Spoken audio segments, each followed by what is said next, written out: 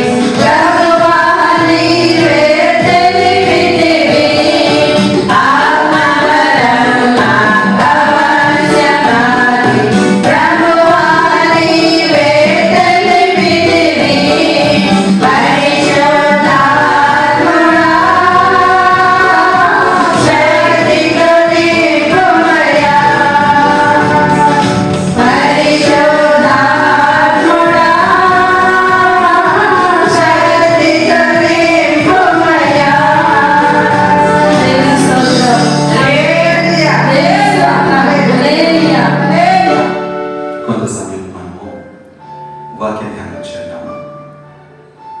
తిమోతికి రాసిన మొదటి పత్రిక 6వ అధ్యాయము 6వ వచనము చదువుకుందాం. తిమోతికి రాసిన మొదటి పత్రిక 6వ అధ్యాయము 6వ వచనం. సంతుష్టి సహితమైన దైవభక్తి గొప్ప లాభ సాధనమై ఉన్నది. మరొకసారి చదువుతున్నాను. సంతుష్టి సహితమైన దైవభక్తి గొప్ప లాభ సాధనమై ఉన్నది. చిన్న మాట ప్రార్థన చేసుకొని ముందుకు వెళ్దాం. మహోన్నతుడ, మహాపరిశుద్ధుడైన తండ్రి, వాక్యమైన దేవ, వందనాలు. చదవబడిన లేఖన భాగము ద్వారా నాతో మాతో మాట్లాడి మమ్మల్ని సరిదిద్దమని బ్రతిమాలుకుంటూ అయ్యా నీకు ఇష్టకరమైన వారముగా మమ్మల్ని మంచమని బ్రతిమాలుకుంటూ అయ్యా వాక్య ధ్యానం చేస్తుండగా నాతో మాతో అయ్యా మీరే ఉండమని, నీ వెలుగులో నీ ముఖ కాంతిలో మాకు అయ్యా నేర్పించమని వేడుకుంటూ యేసు నామములో అడుగుచున్నాము తండ్రి, ఆమేన్. సరే, తిమోతికి రాసిన మొదటి పత్రిక 6వ అధ్యాయము 6వ వచనము. సంతుష్టి సహితమైన దైవభక్తి గొప్ప లాభ సాధనమై ఉన్నది అని పౌలు తిమోతికి చెప్తున్నారు. సంతుష్టి సహితమైన దైవభక్తి. సంతుష్టి అంటే మనము చూసినట్లయితే సంతుష్టి లేదంటే సంతృప్తి, లేదంటే కరెక్ట్ మీనింగ్ అయితే తృప్తి. ఇంకా చెప్పాలంటే నాకు అంతా కలిగి ఉన్నది కాబట్టి సంతోషము, తృప్తి, సమృద్ధి అని కూడా మనం అనుకోవచ్చు. సంతుష్టి సహితమైన దైవభక్తి. మనము దైవభక్తి చేసే విషయంలో సంతుష్టిని కలిగిన వారమై, తృప్తి కలిగిన వారమై ఉండాలి. సంతుష్టి సహితమైన దైవభక్తి గొప్ప లాభ సాధనమై ఉన్నది. అంటే దైవభక్తిని చేసే వారమైన మనము సమృద్ధిని లేదంటే సంతృప్తిని కలిగినట్లుగా దైవభక్తిని చేయాలి. కలిగినట్లుగా కాదు, కలిగి అంటే మనకి తృప్తి ఉండాలి. అలాంటి దైవభక్తిని చేయాలి. అప్పుడే అది లాభ సాధనమై ఉన్నది, లాభమై ఉన్నది, అంటే ప్రయోజనకరమై ఉన్నది. అంటే మనం ఈరోజు దైవభక్తిని గురించి మనం అనేకమైన అంశాలు చూసుకున్నాం. క్రైస్తవ జీవితంలో దైవభక్తి సాధన ప్రాముఖ్యమైనది. ఏదో నేను క్రైస్తవుడని నేను కూడా యేసు ప్రభువుని అంగీకరించాను అంటూ మనము అలాగా గడిపేయడం కాకుండా నిజమైన భక్తి సాధన అన్నాడు అంటే ఎక్సర్సైజ్ చేయాలి, ప్రాక్టీస్ చేయాలి, వ్యాయామం చేయాలి. ప్రతిదినము దాన్ని అవలంబిస్తూ మాటలు లేదంటే దేవుని వాక్యం మనం ఏదైతే వింటున్నామో దాన్ని అవలంబిస్తూ దాన్ని ప్రాక్టీస్లో పెట్టి ముందుకు వెళ్ళాలి. అలాగే ప్రతి దినము కూడా మనము సాధన చేయవలసిన వారమే ఉన్నాము. ఖచ్చితంగా ప్రతి క్రైస్తవుడు భక్తి సాధన చేయాలి. సో దైవ భక్తి సాధన చేయవలసిన వారమే ఉన్నాము. ఇక్కడ వాక్యంలోని మనం చూస్తున్నాం సంతుష్టి సహితమైన దైవభక్తి. ఇంగ్లీష్లో చూసినట్లయితే గాడ్లీనెస్ విత్ కంటెంట్మెంట్ అని ఉన్నది. ఇట్స్ అ గుడ్ వెల్త్ అని ఉన్నది. కంటెంట్మెంట్, గాడ్లీనెస్ విత్ కంటెంట్మెంట్, సంతృప్తి సహితమైన దైవభక్తి. ఒకసారి ఆలోచన చేద్దాం. దైవభక్తి అయినా చేస్తున్నామా? అది కూడా చేయడం లేదేమో మనం. ఇంకా అందులో సంతృప్తి సహితమైన దైవభక్తి చేయాలి అంట. అప్పుడే లాభ సాధనమైనది. మనం ముందుకు చూసినట్లయితే 4వ అధ్యాయము 8వ వచనంలో తిమోతికి పౌలు చెప్తూ ఇలా మాట్లాడుతున్నాడు. శరీర సంబంధమైన సాధకము కొంచెం మట్టుకే ప్రయోజనకరము కానీ దైవభక్తి ఇప్పటి జీవం విషయంలోను రాబో జీవం విషయంలోను వాగ్దానముతో కూడినదైనందున అది అన్ని విషయములలో ప్రయోజనకరమవును అని ఉంది.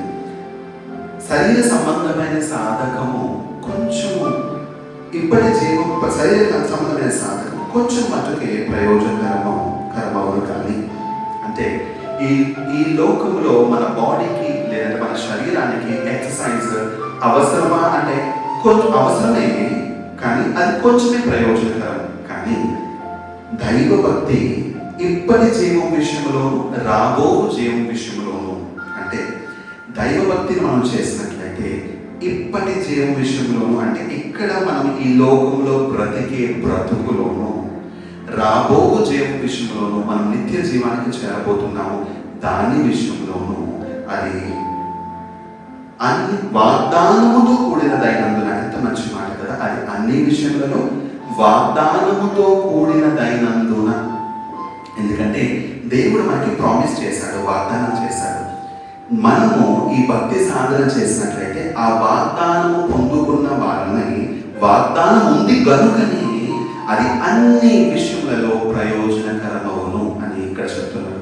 కాబట్టి శరీర సంబంధమైన సాధకము అంటే శరీరానికి జిమ్కి వెళ్ళి ఎక్సర్సైజ్ చేసేవారు ఉంటారు చాలా మంది.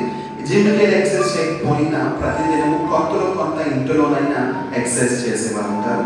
అంత ఎక్సర్సైజ్ చేయకపోయినా మన పనులను బట్టే మన శరీరాన్ని మనం కంట్రోల్లో కూడా ఎక్కువ వర్క్ చేస్తూ, ఎక్కువ పని చేస్తూ మన శరీరాన్ని మనం కంట్రోల్లో పెట్టుకోవచ్చు.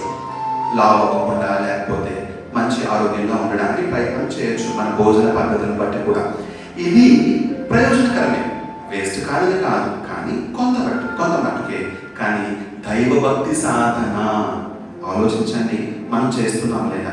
దైవభక్తి సాధన అంటే మన మాట, మన ప్రవర్తన, మన కనుచూపు, మన కదలికలు, మనము ఇతరులను ప్రేమించే విధానం, మనం ఇతరులతో మాట్లాడే విధానం, ప్రతిదీ వాక్యానుసారంగా ఉందా? పొరపాటున ఏ దినమైనా మన వాక్యానుసారముగా చేయకపోతే, దేవుని ఉద్దేశానుసారంగా మనం చేయకపోతే, అయ్యో ఈ దినం నేను తప్పు చేశానే అని చెప్పి దాన్ని సరిదిద్దుకొని, లేదంటే దేవుని వాక్యమును మనము దైవదాసుల ద్వారా వింటున్న కొలది మనం సరిదిద్దుకుంటూ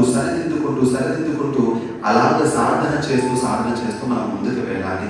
ప్రతిదినం మన వాక్యాలు వింటున్నాము, వింటూ దాన్ని అలా విడిచిపెట్టకుండా మనం సాధన చేస్తున్న ప్రాక్టీస్. మనకు కష్టమే అది. ఎక్సర్సైజ్ చేయడం ఎలాగైతే మనకి కష్టమో, చండకాలకు అది చాలా శ్రమ, అలాగే దైవభక్తి కొంతవరకు మనకు కష్టమే. కానీ సాధనలో పెడుతున్న కొలది అది మనకి ఈజీ అయిపోతుంది. ఎక్సర్సైజ్ చేసే వాళ్ళకి మొట్టమొదట్లో చాలా కష్టంగా ఉంటుంది. రోజు వాళ్ళు చేస్తుండగా అది చాలా ఈజీ. మొదట్లో స్టార్ట్ చేసినప్పుడు మనం చేతుల్లో పెడితే, కాళ్ళలో పెడితే, కానీ చేయగా అది ఎలా ఈజీ అయిపోతుందో దైవభక్తి సాధన కూడా ఈజీ అవుతుంది. కానీ అది చాలా చాలా చాలా ప్రయోజనకరమని ఎరిగి మనం చేస్తే ఎంతో సంతోషంగా.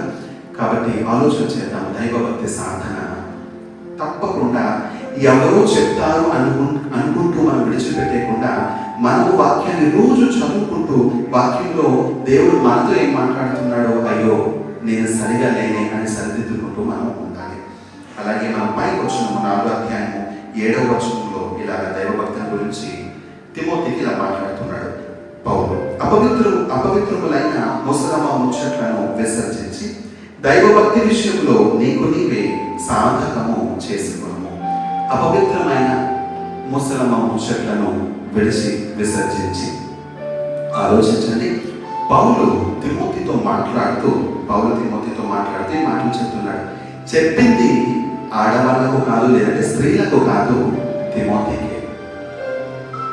తిమోతితో మాట్లాడుతున్నాడు. అంటే ఈ సంగతులను సహోదరులకు వివరించిన ఎడల, అంటే అక్కడున్న సహోదరులకు అంటే సంఘానికి వివరించి నువ్వు చెప్పు అంటూ మాట్లాడుతున్నాడు. అపవిత్రమైన ముసలమ్మ ముచ్చట్లను విసర్జించి. ఈ దైవభక్తి సాధనలో అనవసరమైన ముచ్చట్లు కూడా పక్కన పెట్టండి అని కూడా, అది ముచ్చట్లలో అపవిత్రమైన ముచ్చట్లు అంట, ముసలమ్మ ముచ్చట్లు, వాటిని కూడా పక్కన పెట్టి దైవభక్తి విషయంలో నీకు నీవే సాధకము చేసుకోను. ఎవరో వచ్చి నాకు హెల్ప్ చేస్తారు అని కూడా అనుకోవద్దు. నీకు నీవే సాధకము చేసుకోను అని అంటున్నాడు. మనలను మనమే ఆ సాధనలో ముందుకు వెళ్ళాలి. ఆలోచన చేద్దాం. క్రైస్తవ సంఘం ఎలాగైపోయిందంటే భక్తి సాధన పూర్తిగా విడిచిపెట్టేసి మినిమం చేయవలసిన భక్తి కూడా చేయకుండా నిర్లక్ష్యంగా ఉన్న స్థితిలో ఉన్నామా? లేదంటే మనకు అనుకూలమైన సమయము, లాక్డౌన్ సమయం మనకు దొరికింది, అందులో మనం సద్వినియోగం చేసుకుంటున్నామా? ఈ లాక్డౌన్ వచ్చేసింది కదా, మనం ఎక్కువ భక్తి చేసేయాలి, లేదంటే మామూలు బిజీ షెడ్యూల్లో మనం విడిచిపెట్టాలన్నది కాదు. సాధన ప్రతి దినము, ప్రతి పరిస్థితిలో మనం చేయాలి. నీకు నీవే సాధకము చేసుకోను అంటున్నాడు. 2వ అధ్యాయము బాగా ఆలోచన చేసినట్లయితే దైవభక్తిని గురించి అనేకమైన అంశాలు ఈ గ్రంథంలోనే అధికంగా ఉన్నాయి. 2వ అధ్యాయము, అదే తిమోతికి రాసిన మొదటి పత్రిక 2వ అధ్యాయము 10వ వచనం మనం చూసినట్లయితే, దైవభక్తి గలవారమని చెప్పుకున్న స్త్రీలకు తగినట్లుగా, స్త్రీలతో కొన్ని విషయాలు మాట్లాడుతూ, దైవభక్తి గలవారమని చెప్పుకొను స్త్రీలకు తగినట్లుగా. స్త్రీలు ఎలా ఉండాలంటే దైవ భక్తి గలవారమని చెప్పుకొని స్త్రీలు. చెప్పుకోవాలి అంటే నీకు ఆ భక్తి ఉండాలి. అలాంటి స్త్రీలకు తగినట్లుగా మనం ఉండాలి. స్త్రీలు ఉండాలి. సత్క్రియల చేత తమ్మును తాము అలంకరించుకొని. స్త్రీలు అలంకరణ దేంతో చేసుకోవాలంట? సత్క్రియల చేత తమ్మును తాము అలంకరించుకోవాలి. గమనించండి, స్త్రీలు ఎలా ఉండాలి అంటే సత్క్రియల చేత అలంకరించుకోవాలి. ఎలాంటి వస్త్రధారణ అవసరం లేదు, లేదంటే ఎలాంటి జ్యువెలరీ అవసరం లేదు అని చెప్తూ ఏది అవసరమో అది ప్రాముఖ్యంగా చెప్తున్నాడు. మన స్త్రీలు అలంకరణ ఏదై ఉండాలి అంటే సత్క్రియల చేత మరొక అలంకరించుకోవాలి. పై వచనం చదువుతున్నాను. మరియు స్త్రీలను అనుకువయు స్వస్థ బుద్ధి గలవారై ఉండి. మొట్టమొదట అనుకువ తగ్గింపు, చక్కగా అణిగి మణిగి అంటారు కదా, అనుకువ కలిగిన వారుగా ఉండాలి. అధికంగా మాట్లాడుతూ, విస్తారంగా మాట్లాడుతూ, పెద్ద సౌండ్తో మాట్లాడుతూ, గట్టిగా మాట్లాడుతూ, అవన్నీ ప్రయోజనకరం కాదు. దైవభక్తిలో ఉంటే అవన్నీ పనికిరావు. ఎలా ఉండాలంటే అనుకువయు స్వస్థ బుద్ధి గలవారై ఉండి తగుమాత్రపు వస్త్రముల చేతనే గాని స్వస్థ బుద్ధి, మంచి బుద్ధి భర్తకు సహకరించి సరి అయిన ఆలోచన చెప్తూ వెనకతనే ఉంటూ ముందుకు రాకుండా ప్రోత్సాహపరుస్తూ పంపించేవారుగా స్వస్థ బుద్ధి, చాలా తెలివిగా జ్ఞానము కలిగిన వారుగా ఉంటూ స్వస్థ బుద్ధి గలవారైంది. తగుమాత్రపు వస్త్రముల చేతనే కానీ, వస్త్రధారణ గురించి నేను మాట్లాడే ఉద్దేశం నాకు ఇప్పుడు లేదు, కానీ జడలతోనైనను బంగారముతోనైనను ముత్యములతోనైనను విలువ మిగుల వెనగల వస్త్రములతోనైనను అలంకరించుకొనక. ఇవన్నీ మనకి కూడదు, ఇవన్నీ వేస్ట్ అని చెప్తూ తర్వాత చెప్తున్నాడు, దైవభక్తి గలవారం అని చెప్పుకొని స్త్రీలకు తగినట్టుగా ఉండండి స్త్రీలు. అదే దైవభక్తి. కానీ 9వ వచనము మొదటి మాట లేదా మొదటి పదం అంటే మరియు అంటే దాని ముందు ఏముందో చూద్దాం.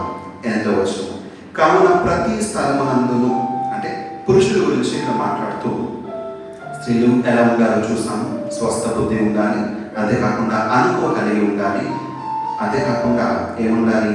సత్క్రియల చేత తమను తాము అలంకరించుకోవాలి. 8వ వచనం చూసినట్లయితే, కావున ప్రతి స్థలమునందును పురుషులు కోపమును సంశయమును లేవాలి. పురుషులు ఎలా ఉండాలంటే కోపాన్ని లేకుండా, సంశయాన్ని అంటే డౌట్, సందేహాలు అలాంటివి ఏమీ లేకుండా ఉండాలి. మొదటిగా చూడండి, ప్రతి స్థలమందును, ఇక్కడ కాదు అక్కడ కాదు, ప్రతి స్థలంలో నువ్వు కోపాన్ని కంట్రోల్ చేసుకోవాలి. అంతేకాకుండా సంశయాన్ని మానివేసి పవిత్రమైన చేతులెత్తి ప్రార్థన చేయవలెనని కోరుచున్నాను. మన చేతులు పవిత్రంగా ఉండాలి. పవిత్రమైన చేతులెత్తి ప్రార్థన చేయాలి అంటే ముందు మనం ఏం చేయాలి? ప్రార్థన కంటే ముందు మన చేతులను పవిత్రపరచుకోవాలి. అంటే దేవునితో సహవాసం చేసి వాక్యానుసారముగా బ్రతుకుతూ ప్రతి దినము కడుక్కుంటూ, ప్రభువా ఇప్పుడు నేను ప్రార్థన చేయడానికి నా చేతులు ఎత్తుతున్నాను, నేను కడుక్కోవడానికి, లేదంటే నీవే నన్ను కడుగు ప్రభువా అని ప్రార్థన చేస్తూ భక్తి సాధన చేయాలి. పురుషులైతే కోపాలు సంశయాలు మాని ప్రతి స్థలంలో కూడా మాని ఎలా ఉండాలంటే పవిత్రమైన చేతులెత్తి ప్రార్థన చేయాలి. స్త్రీలైతే అనుకో కలిగి స్వస్థ బుద్ధి కలిగి సత్క్రియల చేత అలంకరించుకొని దైవభక్తి చేయాలి. ఇవే కాదు, మనం ప్రతిదిన వాక్యాన్ని చదువుతూ పాటించినట్లయితే ఎన్నో విషయాలు మనకు తెలుస్తాయి. ప్రతిదినం మన వస్త్రాలను మనం ఉతుక్కొని తెలుపు చేసుకుంటాము. దైవభక్తి సాధన మనము చేస్తాము. అలా చూస్తుండగా మనము 6వ అధ్యాయంలో కూడా ఒకసారి వెళ్తాము. 6వ అధ్యాయము 3వ వచనము, ఎవడైనా మన ప్రభువైన యేసుక్రీస్తు యొక్క హితవాక్యములను దైవభక్తికి అనుగుణమైన బోధను అంగీకరింపక భిన్నమైన ఉపదేశించిన కదా, దైవభక్తికి అనుగుణమైన బోధ అంగీకరింపక భిన్నమైన బోధ ఉపదేశించిన కదా అంటే దైవభక్తికి అనుగుణమైన బోధ లేకుండా మనకి నచ్చినట్లుగా ఉన్నట్లయితే, అంటే బోధ అలాగే ఉన్నది, నడిపింపు అలాగే ఉంది, మన ప్రవర్తన కూడా అలాగే ఉన్నట్లయితే ఎలా ఉంటుందంట? వాడేమీ ఎరుగక, వాడికి ఏమీ తెలియదంట, వాడేమీ ఎరుగక తర్కములను గూర్చి వాగ్వాదములను గూర్చి వ్యర్థముగా ప్రయాసపడుచు గర్భాంధులను. దైవభక్తి లేకుండా, సరైన బోధ లేకుండా, సరైన ప్రవర్తన లేకుండా, వాక్యానుసారమైన జీవితం లేకుండా మనం వెళ్తే ఎలా ఉంటాయంట? వాగ్వాదాలు, తర్కాలు. ఏ స్థానానికి వెళ్ళిపోబడి ఏమీ ఎరుగక, చాలా బాగుందన్నమాట. మనకి ఏం తెలియదు అంటే ఏం తెలియదు, తెలుస్తూ అనుకుంటారు కానీ ఏం తెలియదు అని అర్థం. ఎరుగక వాగ్వాదములను తర్కములను గూర్చి వాగ్వాదములను గూర్చి వ్యర్థముగా ప్రయాసపడుచు, ఏదో బాధించాలి, సాధించాలి అని ప్రయాసపడుతూ వాడు ఎలాంటి స్థానంలోకి వెళ్ళిపోతాడు? గర్భాంధుడుగా. గర్భాన్ని బట్టి అంధుడు అంటే కనబట్లే, అంధుడుగా ఉంటాడు. అంతేకాకుండా వీటి మూలముగా అసూయ, కలహము, దూషణలు, దురనుమానములను, చెడిపోయిన మనస్సు కలిగి సత్యహీనులై దైవభక్తి లాభ సాధనం అనుకొను మనుషుల వ్యర్థ వివాదములను కలుగుచున్నవి. ఎలాంటి హృదయంలో ఎలాంటి నిండిపోతున్నాయి? అసూయ, కలహం, దూషణలు, దురనుమానాలు ఇవన్నీ నిండిపోతాయి. కాబట్టి ఇవి మనకి అవసరం లేదు, భక్తి సాధన చేసే వారికి ఇవి అవసరం లేదు అని చెప్తూ ఆ తర్వాత మాటే సంతుష్టి సహితమైన దైవభక్తి గొప్ప లాభ సాధనము అని ఇక్కడ తిమోతికి చెప్తున్నాడు. గమనిద్దాము, ఆలోచిద్దాము. నీకు నీవే సాధకము చేసుకొను అన్నాడు. ఎవరో వచ్చి సహాయం చేయరు, వాక్యాలు వెలువడుతుంటాయి బోధకుల ద్వారా, కాపుల ద్వారా, కానీ మనం దాన్ని విడిచిపెట్టేస్తే, మనం అది వింటూ దాన్ని పాటించాలంటే మనమే ప్రాక్టీస్ చేయాలి. మనం ప్రాక్టీస్ చేసుకుంటూ దేవుళ్ళు మన ముందుకి అధికంగా కొనసాగుదాము. ఇలాంటి దైవభక్తి చేస్తున్న ఒక ఆమె ఉన్నది. ఆమె అపోస్తల కార్యంలో మనం చూసినట్లయితే 16వ అధ్యాయము, అపోస్తల కార్యం 16వ అధ్యాయము,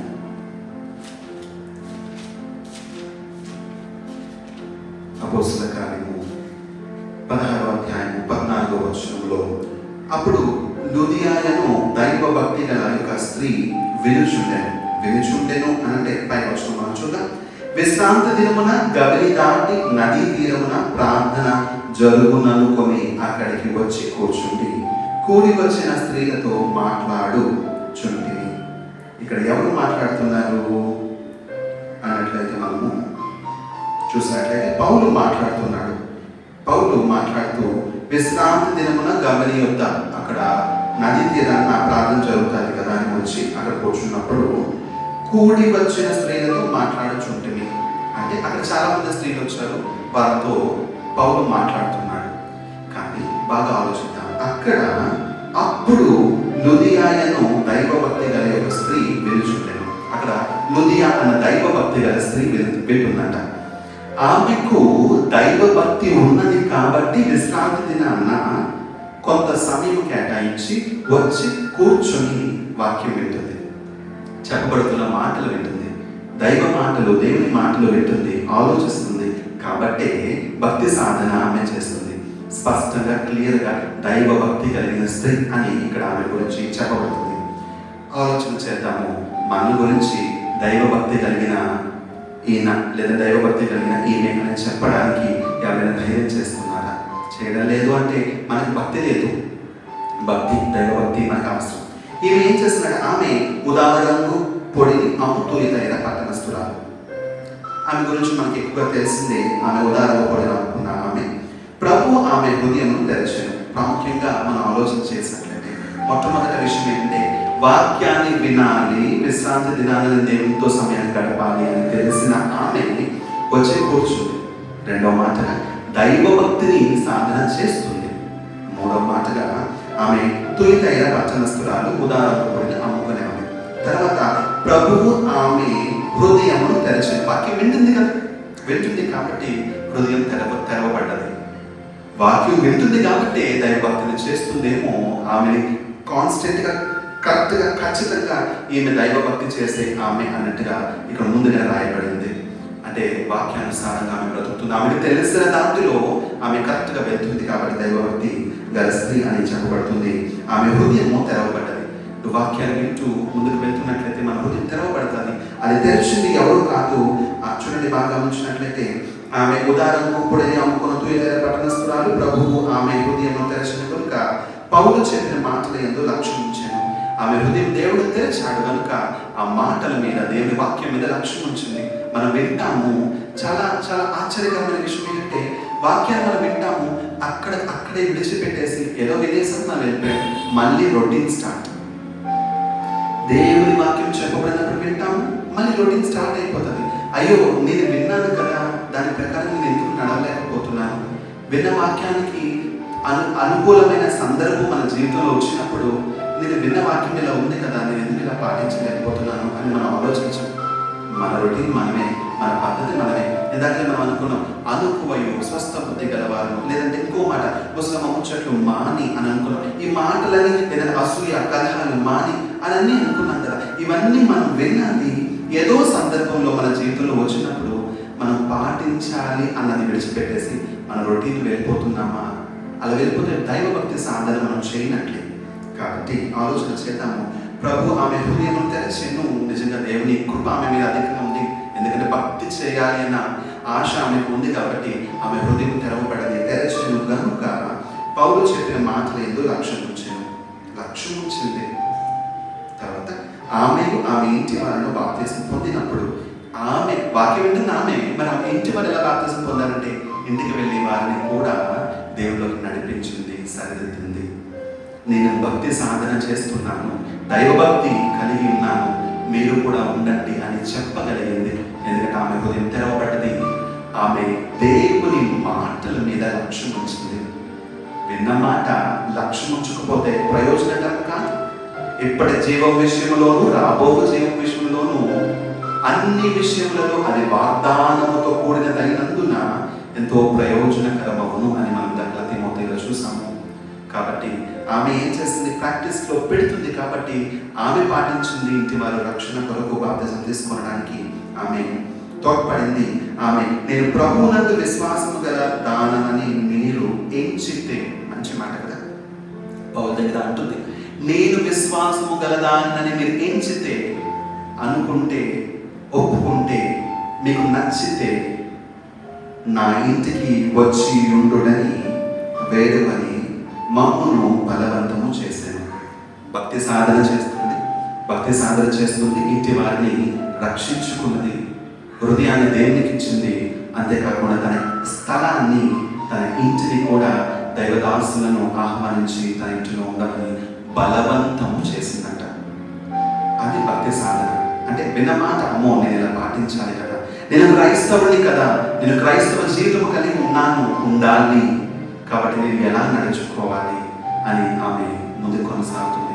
ఆలోచన చేద్దాము. సంతోష సహితమైన దైవభక్తి గొప్ప లాభ సాధనమై ఉన్నది అన్నది ఈరోజు మనం చూసుకుంటున్నాము. దైవభక్తి లేకుండా విచ్చలవిడిగా ఇష్టానుసారంగా మనం బ్రతికేస్తున్నామా? ఆలోచన చేద్దాము. ఆఖరి దినాలను చెప్పుకుంటున్నాము, భయపడుతున్నాము, ఎప్పుడు వినని మాటలు మనం వింటున్నామని కూడా అనుకుంటున్నాము. ప్రతిదీ మన పరిస్థితి జరుగుతున్న, ప్రపంచమంతా జరుగుతున్న పరిస్థితి చూస్తున్నాము. కానీ భక్తి చేయడం లేదా? చేస్తున్నామా? ఒకవేళ చేస్తున్న భక్తి అయినా దైవభక్తి అయినదా? సరి అయినదిగా ఉన్నదా? ప్రయోజనకరముగా ఉన్నదా? సంతుష్టి సహితంగా ఉన్నదా? అది గొప్ప లాభ సాధకముగా ఉన్నదా? వాక్యానుసారంగా ఉన్నదా లేదా? మనం ఆలోచించేద్దాం. ఇలాంటి మాటలని పలుకుతూ పేతురు మరొకసారి చెప్తున్నాడు. ఇంతవరకు పౌలు మాటలు మనం తిమోతితో మాట్లాడుతున్నవి చూసాము. ఇలాంటి మాటలే భక్తిని గురించి సాధకము చేయవలసిన భక్తిని గురించి ఇక్కడ పేతురు మాట్లాడుతూ మొదటి గ్రంథం పేతురు రాసిన మొదటి పత్రిక, క్షమించాలి, 2వ పత్రిక, మొదటి అధ్యాయము 8వ వచనం. ఇవి మీకు కలిగి విస్తరించి అనగా అవి మన ప్రభువైన యేసుక్రీస్తును గూర్చిన అనుభవ జ్ఞాన విషయములో మిమ్మును సోమరులైనను నిష్ఫలులైనను కాకుండా చేయను. ఒకసారి ఆలోచన చేద్దాం. ఇవి మీకు కలిగి విస్తరించిన ఎడల అది మన ప్రభువైన యేసుక్రీస్తును గూర్చిన అనుభవ జ్ఞాన విషయంలో. ఇవి మీకు కలిగి విస్తరించిన ఎడల ఏంటివని? పైన ఎన్నో మాటలు 5, 6 వచనాలు 7 వచనాలు చూసినట్లయితే సహోదర ప్రేమ, భక్తి, సద్గుణము, విశ్వాసము, జ్ఞానము, ఆశానిగ్రహము, సహనము, ఇవన్నీ ఉండాలి. ఇవన్నీ ప్రేమ, సహోదర ప్రేమ, ఇవన్నీ ఉండాలి. ఇవి మీకు కలిగి విస్తరించిన ఎడల అంటున్నాడు. అంటే భక్తి సాధన చేసి నువ్వు విస్తరిస్తే అది మన ప్రభువైన యేసుక్రీస్తును గూర్చిన అనుభవ జ్ఞాన విషయంలో మిమ్మును సోమరులైనను, 4 పాయింట్లు ఉన్నాయి.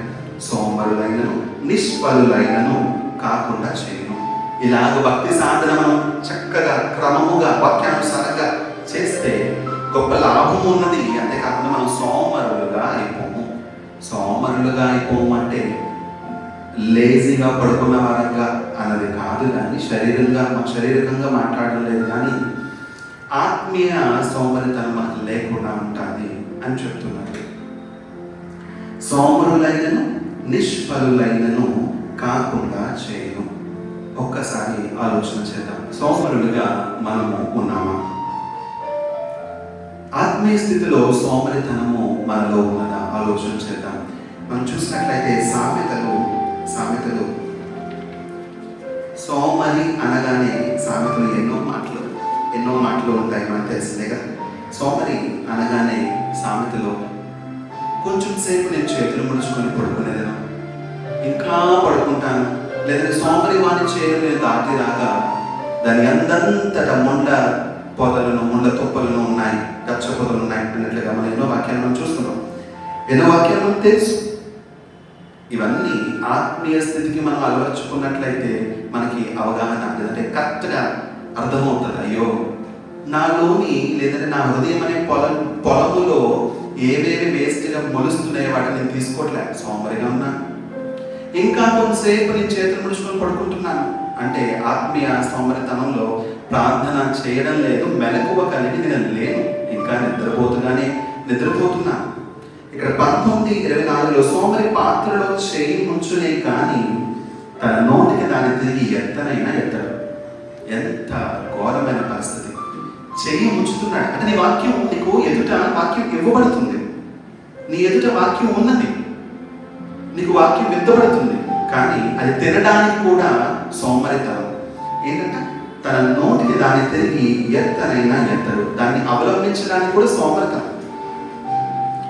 ఎన్నో సోమరితనం గురించి ఎన్నో విషయాలు ఉన్నాయి, కానీ ఇది ఎందుకు మనం ఆలోచన చేస్తున్నామంటే వాక్యము వినబడుతున్న దాని ప్రకారం నడవడానికి బద్ధకము, లేదంటే సోమరితనం. అలాంటి సోమరులైనను నిష్ఫలులైనను కాకుండా చేయను. దైవభక్తి కలిగి ఉంటే అంటే సోమరితనం, ఆత్మీయ సోమరితనం మనకొద్దు. నిష్ఫలులు, ఫలించని వారు, ఫలము లేని వారు, సరి అయిన ఫలము లేని వారంగా మనం ఉండొద్దు. సరి అయిన ఫలము, వాక్యానుసారమైన ఫలము, మనల్ని బట్టి, మన ప్రవర్తన బట్టి మన ఫలం ఏదో, మన ఫలమును బట్టి మనం ఏంటో తెలుస్తుంది. కనుక ప్రయోజనం అంటే ఎవరినో దేవుళ్ళు రక్షించి నేను ఫలాన్ని తెచ్చాను అన్నది సంగతి పక్కన పెడితే నీ బ్రతుకు లేదా మన బ్రతుకు సరిగా ఉన్నదా లేదా, మన ప్రవర్తన సరిగా ఉన్నదా లేదా కూడా మనం చూసుకోవాలి. మన ఫలాలు, మన క్రియలు, ఎందుకంటే పైన మనం ఎన్నో చదివాము. పేతురు రాసిన 2వ పత్రికలో మన పైన ప్రేమ, సద్గుణము, ఆశానిగ్రహము, సహోదర ప్రేమ, భక్తి, ఇవన్నీ మనలో ఉన్నాయా లేదా మనం ఆలోచన చేయాలి. నిష్ఫలులుగా మనం ఉండకూడదు. మొదటి మాట, సోమరులుగా ఉండద్దు. మనం దైవభక్తిని చేస్తే సోమరులుగా మనం ఉండవు, దైవభక్తిని చేస్తే నిష్ఫలులుగా మనం ఉండవు. 10వ వచనం, అందువల్ల సహోదరులారా, 9వ వచనం, ఇది ఎవరికి లేకపోనో వాడు తన పూర్వ పాపములకు శుద్ధి కలిగిన సంగతి మరచిపోయి గుడ్డివాడును దూరదృష్టి లేనివాడును అగును. ఇవి ఎవరికి లేవో, ఇవన్నీ భక్తి సాధన ఎవరికి లేదో వాడు ఎలాంటి వాడు అయిపోతాడు? గుడ్డివాడును దూరదృష్టి లేనివాడును అవుతాడు. 4 మాటలు చూసుకుంటున్నాం ముగింపులో. సోమరులుగా ఉంటున్నాము, నిష్ఫలులుగా ఉంటున్నాము, గుడ్డివాడుగా ఉంటున్నాము, ఆఖరిగా దూరదృష్టి లేని వారంగా ఉంటున్నాం. గుడ్డి వారంగా ఉండడం అంటే గుడ్డివాడికి ఆడు ఎక్కడ ఉన్నాడో వాడికి తెలియదు, వాడి పరిస్థితి ఏంటో వాడికి తెలియదు. ఎక్కడున్నాను నేను, నన్ను లేదంటే రోడ్డు దాటించండి, ఒక ప్లేస్కి తీసుకెళ్ళండి, వేరే ఒక సహాయం కావాలి వాడికి. అలాంటి గుడ్డితనంలో అంటే నీ ఆత్మీయ స్థితి ఎక్కడ ఉన్నదో నీకు తెలియని గుడ్డితనంలో నువ్వు ఉంటే ఎంత దౌర్భాగ్యం. ఇక్కడ చక్కగా వాక్యంలో నేను చూస్తున్నట్లయితే వారి పాపములు పూర్వ పాపములకు శుద్ధి కలిగిన సంగతి మర్చిపోయి, పాపాలు క్షమింపబడ్డాయి, నేను క్రైస్తవుని, పవిత్రమైన జీవితం కలిగి నేను ఉండాలి, అవి కూడా బేసిక్ నాలెడ్జ్ కూడా లేకుండా మర్చిపోయి గుడ్డితనంలో ఉంటున్నాడు. అలా ఉండొద్దు. మనం గుడ్డి వారంగా కనబడకుండా, మనోనేత్రములు మూయబడిన వారంగా ఉండకుండా, భక్తి కలిగి గుడ్డి వారంగా ఉండకుండా, దూరదృష్టి లేనివాడు. మంచి మాట కదా. ఇప్పుడు నేను ఏదో చేస్తున్నాను, నేను భక్తి చేస్తున్నాను, దీన్ని బట్టి నాకు నిత్య జీవం రాబోతుంది, ప్రయోజనకరం ఉన్నది, అన్ని విషయాలలో ప్రతి చిన్న విషయంలో దూరదృష్టి ఉండాలి.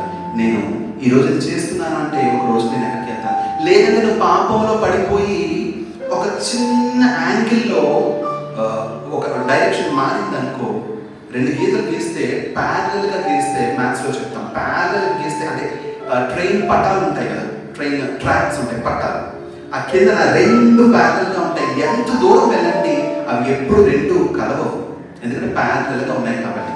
అలాగా అది ఒక చిన్న యాంగిల్స్ మనం చూసినట్లయితే సెకండ్ అంటారు, 1 minute, 1 second, 1 డిగ్రీ కన్నా తక్కువ, మినిట్ కన్నా తక్కువ సెకండ్. ఒక సెకండ్లో చిన్న డివియేట్ అయిందనుకో, అంటే వంగింది అనుకోండి, అది కొంత దూరం వెళ్ళాక ఎప్పటికైనా 2 కలుస్తాయి, లేదంటే ఎప్పటికైనా 2 దూరం అయిపోతాయి.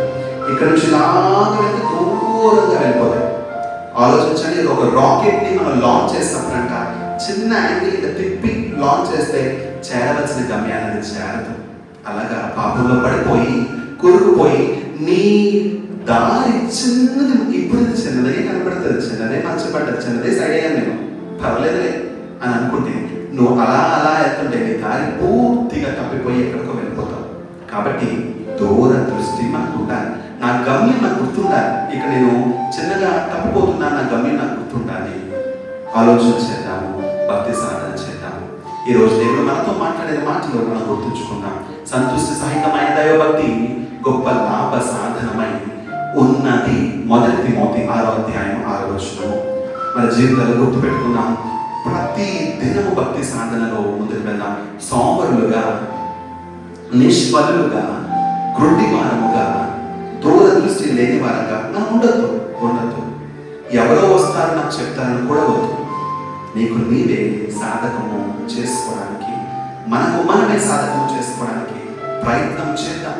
నేర్చుకుంటుంది కానీ నేను అవలంబించలేకపోతున్నాను. ప్రాక్టీస్ ఎక్సర్సైజ్ చేస్తా ఉన్నాము. దేవుడు లుదియాకి ఎలాగైతే కళ్ళను తెరిచాడో, హృదయాన్ని తెరిచాడో, అలాగ మనకి తెరచి విన్న మాటల మీద మనం లక్ష్యం ఉంచే వారముగా ముందుముగాక. ఆమె దేవుడి కొద్ది మాటలు మన వెనుకలో బహుగా దీవించుగాక, అవలంబించడానికి సహాయం చేయనుగాక. ఆమె పదములు చాలని ప్రేమ ఇది, స్వరములు చాలని వర్ణనిది, పదములు చాలని ప్రేమ ఇది, స్వరములు చాలని వర్ణనిది, కరములు చాపి నిన్ను ధరించి పెంచిన కన్నవారి కంటే నిన్నైన ప్రేమ, వారిని సైతము కన్న ప్రేమ, ఇది యేసు ప్రేమ, ఇది తండ్రి ప్రేమ, ఇది ప్రారంభించిన ప్రేమ, కలువరి ప్రేమ, ఇది యేసు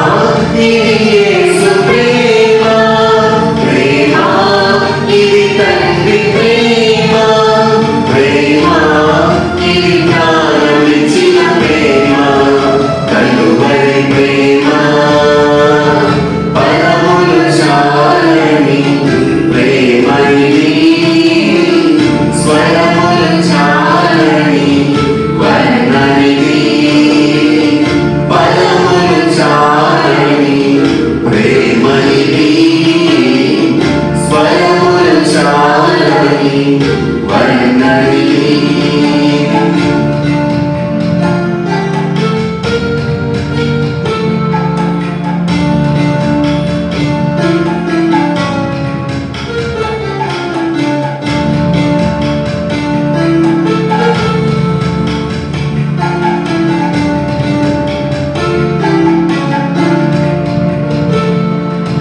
మేలులెన్నో పొంది ఉన్నత స్థితికెదిగిన స్నేహితులే హృదయమును గాయపరచగా. మేలులెన్నో పొంది ఉన్నత స్థితికెదిగిన స్నేహితులే హృదయమును గాయపరచగా. మేలులతో నింపి అద్భుతములు చేసి చలించుటనే పిలిచిన ప్రేమ, శాంతితో నిన్ను నడిపించిన ప్రేమ, ప్రేమ, ప్రేమ, ఇది యేసు ప్రేమ, ప్రేమ, ఇది తండ్రి ప్రేమ, ప్రేమ, ఇది ప్రాణమిచ్చిన ప్రేమ, కల్వరి ప్రేమ, ప్రేమ, ఇది యేసు ప్రేమ, ప్రేమ, ఇది తండ్రి ప్రేమ, ప్రేమ, ఇది ప్రాణమిచ్చిన ప్రేమ, కల్వరి ప్రేమ. పరములు చాలని ప్రేమ ఇది, స్వరములు చాలని వర్ణనిది. పరములు చాలని ప్రేమ ఇది, స్వరములు చాలని వర్ణనిది. కరములు చాపి నిన్ను కౌగలించి పెంచిన కన్నవారి కంటే భిన్నమైన ప్రేమ, వారి సహితము కన్న ప్రేమ, ప్రేమ, ఇది యేసు ప్రేమ, ప్రేమ, ఇది తండ్రి ప్రేమ, ప్రేమ, ఇది ప్రాణమిచ్చిన ప్రేమ, కలువరి ప్రేమ, ఇది యేసు ప్రేమ, ప్రేమ, ఇది తండ్రి ప్రేమ, ప్రేమ, ఇది ప్రాణమిచ్చిన ప్రేమ, కలువరి ప్రేమ, కలువరి ప్రేమ, కలువరి ప్రేమ. హల్లెలూయా, హల్లెలూయా. హల్లెలూయా. ఈ దినాన మరొకసారి కొంత సమయం మనము దేవుని ఆరాధన చేసుకుందాము. దేవుడిచ్చిన విలువైన సమయాన్ని దేవుని వైపు చూద్దాము. మనలను మనము కడుగుకుంటూ మన చేతులను ఆయన వైపు ఎత్తుదాము, ఆయన్ని చూద్దాము. ఆయన మనతో మాట్లాడినట్లుగా వాక్యంలోకి వెళ్ళబోతున్న మనము ఆయన వైపు చూద్దాము. సంతోషముగా, హృదయపూర్వకముగా, ప్రార్థనాపూర్వకముగా మన ప్రార్థన దేవునికి వినబడినట్లుగా, మన ఆరాధన దేవునికి నచ్చినట్లుగా మనము మేలు చేయక నీవు ఉండలేవయ్యా, ఆరాధించక నేను ఉండలేవయ్యా అన్న పాట పాడుకున్నాము.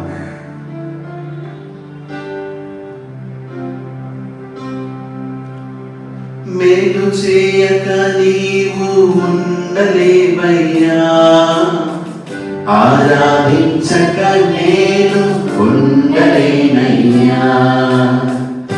మేలు చేయక నీవు ఉండలేవయ్యా, ఆరాధించక నేను ఉండలేనయ్యా. యేసయ్యా, యేసయ్యా, యేసయ్యా, యేసయ్యా, యేసయ్యా, యేసయ్యా, యేసయ్యా, యేసయ్యా. మేలు చేయక నీవు ఉండలేవయ్యా, ఆరాధించక నేను ఉండలేనయ్యా. మేలు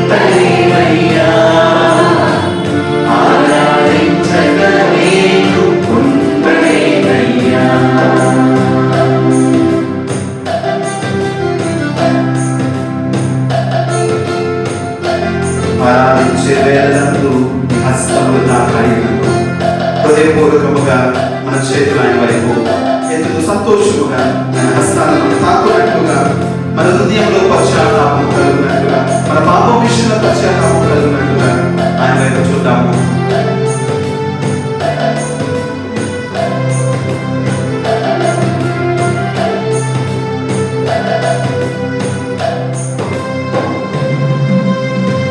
ఆరాధించే వేళలందు నీదు హస్తములు తాకాలి నన్ను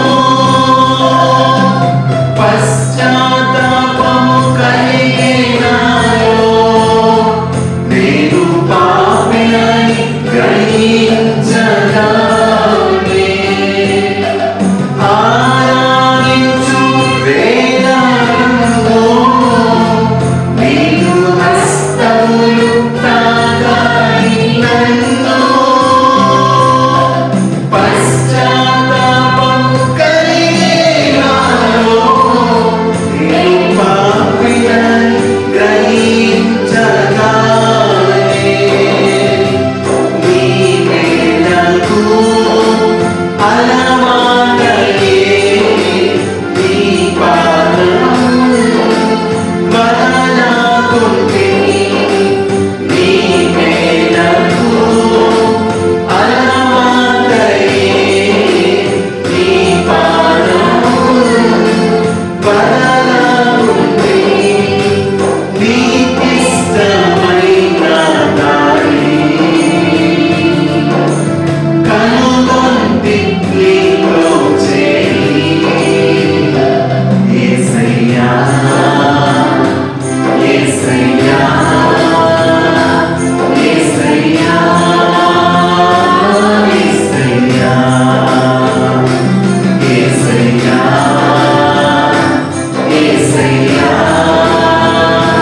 యేసయ్యా యేసయ్యా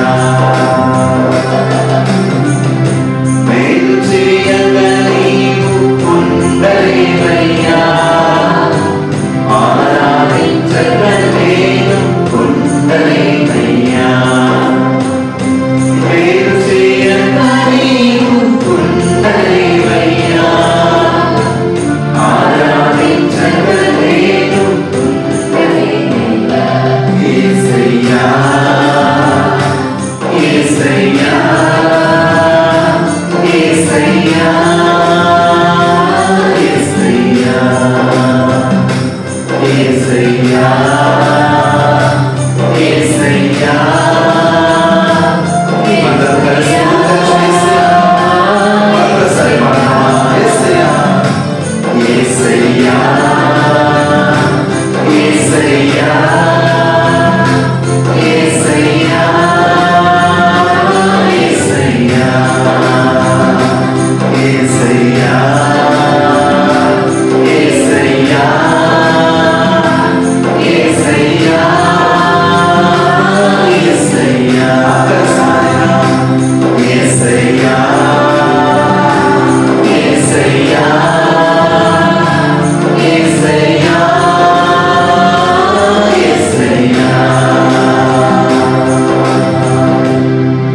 యేసయ్యా యేసయ్యా యేసయ్యా యేసయ్యా ప్రార్థన చేసుకుందాం. మహోన్నతుడా, మహాపరిశుద్ధమైన తండ్రి, మా జీవితాలలో మేలు చేయకుండా నీవైతే ఉండలేకున్నావు. మేము ఆరాధన చేయకుండా ఉండలేము అను చెప్పువారముగా, కేవలము చెప్పువారముగా కాకుండా అలాగా చేతులెత్తి హృదయపూర్వకముగా ఆరాధన చేయవారముగా మా జీవితాలలో మేము చేసే ప్రతిదీ ఆరాధనకు తగినట్లుగా నేను ఆరాధించే వారముగా మమ్మల్ని ఉంచమని బ్రతిమాలుకుంటున్నాను. హృదయపూర్వకముగా వేడుకుంటున్నాను స్వామి. మమ్మలను, మా సంఘాన్ని, మా సంఘంలో ఉన్న ప్రతి కుటుంబంలో ఉన్న ప్రతి వ్యక్తిని ఆ విధంగా ఉంచమని వేడుకుంటూ, దాసులు మాట్లాడుతుండగా మాతో మాట్లాడి బలపరచమని బ్రతిమాలుకుంటూ యేసునామముల తెలివి ఎంతో బ్రతిమలాడి వేడుకొంచున్నాం పరమ తండ్రి. ఆమేన్, ఆమేన్, ఆమేన్. ప్రభువైన యేసుక్రీస్తు నామమున మీ అందరికీ శుభాలు, వందనాలు. మరొకసారి ఈ ఆదివారం దినమందు మనందరం కలిసి ఈ విధంగా వాక్యాన్ని ధ్యానించడానికి దేవుడి ఇచ్చిన కృపను పరిస్థితిస్తున్నాం. దానికంటే ముందు మనకు విన్నపం తెలియజేయాలని కోరుతున్నాం.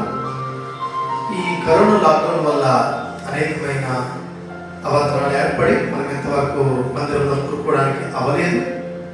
అయినప్పటికీ ఇప్పుడు 8వ తారీఖు నుంచి, జూన్ 8 నుంచి మరి ప్రభుత్వం వారు మనకి పర్మిషన్ ఇచ్చారు కనుక చర్చెస్గా మీరు కూడుకోవచ్చు అని చెప్పడం జరిగింది.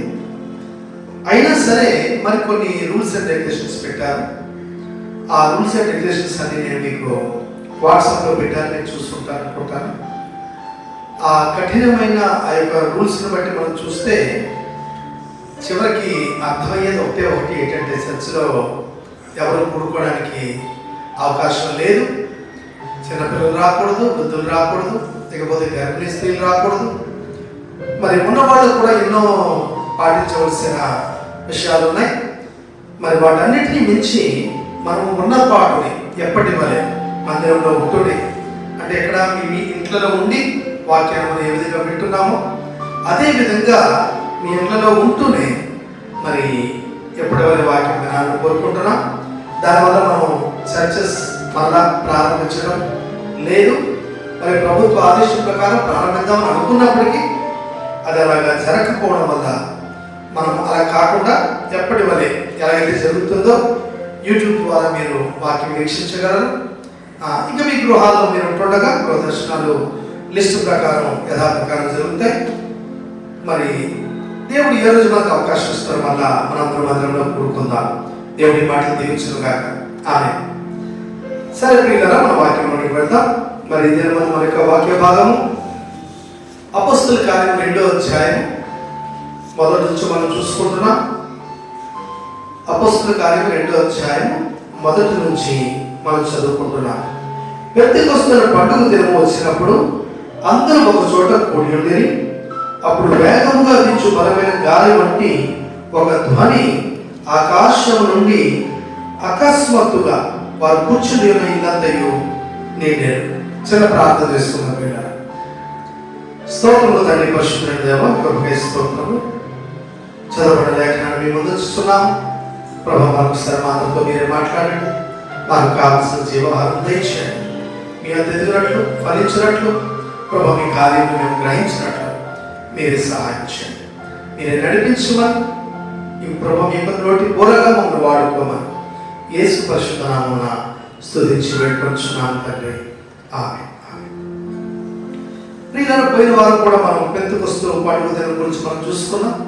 పెంతెకొస్తు పండుగ దినమునకు అనేకమైన పేర్లు ఉన్నప్పటికీ అదే సమయంలో ఒకటి ప్రాముఖ్యమైన అంశం ఏంటంటే పరిశుద్ధాత్మ దేవుడు భూమి మీదకి ప్రత్యేకించి దిగి రావడం. ఆయన దిగి వస్తాడు అని ప్రభు పదే పదే చెప్పారు. ప్రభు చెప్పిన మాటను బట్టి మనం చూస్తే 1వ అధ్యాయంలో ఆయన ఏం చెప్పారంటే, చూడండి 1వ అధ్యాయం 8వ వచనం చూస్తే, ఆయనను పరిశుద్ధాత్మ మీదికి వచ్చినప్పుడు మీరు శక్తి నొందెదరు గనుక మీరు యెరూషలేములోను యూదయ సమరయ దేశముల యందంతటను భూదిగంతముల వరకును సాక్షులై ఉండురని వారితో చెప్పారు. హల్లెలూయా. చూడండి, ప్రభు చెప్పారు పరిశుద్ధాత్మ మీ మీదకి వచ్చినప్పుడు మీరు భూదిగంతముల వరకు, ఎక్కడెక్కడైతే ఒక దేశం కాదు, ఒక లోకం కాదు, ఈ లోకంలో ఉన్న ప్రతి భాష, ప్రతి మతం, అన్య జాతి వాళ్ళందరూ, లోకంలో ఉన్న సర్వమానవాడి ఈ యొక్క లేఖనాలు, వాక్యాలు, యేసును గురించిన సాక్ష్యం వారు వినినట్లు జరగాలి అనేది దేవుని యొక్క ఆశ.